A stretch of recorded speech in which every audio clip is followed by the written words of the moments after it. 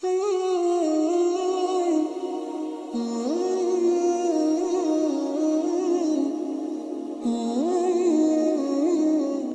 دشمن کی مصنوعات سے تو اجتناب کیجئے، احتراز کیجئے، کیا ضرورت ہے ان کی مصنوعات کو اپنانے کی؟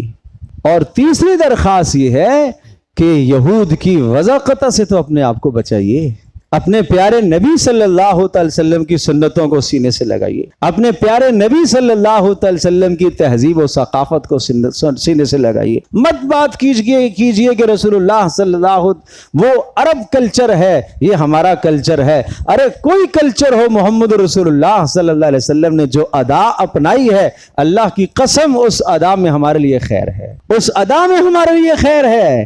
جیسے آپ نے کپڑے پہنے ہیں ان میں ہمارے لیے خیر ہے، جیسے آپ نے بیٹھ کر کھانا کھایا اسی میں ہمارے لیے بہتری ہے، جیسے آپ نے شادیاں کی کروائیں اس میں ہمارے لیے خیر ہے، جیسے آپ نے تجارت اختیار کی اس میں ہمارے لیے خیر ہے، جیسے آپ علیہ الصلوۃ والسلام نے تہذیب اختیار فرمائی اس میں ہمارے لیے خیر۔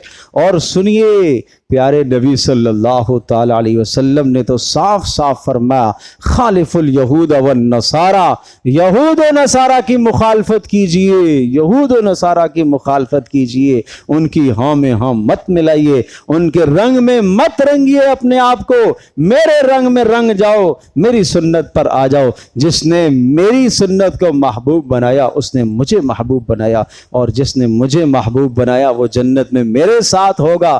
المرء مع من احب، اے اللہ کے رسول آپ تو بلند مقام پر قیامت میں ہوں گے، جنت میں ہوں گے، ہم کیسے آپ کے ساتھ پہنچ سکیں گے آپ کے مقام اور مرتبے کو؟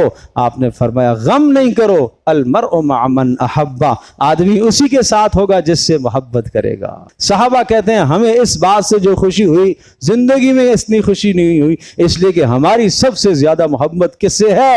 محمد رسول اللہ صلی اللہ علیہ وسلم سے۔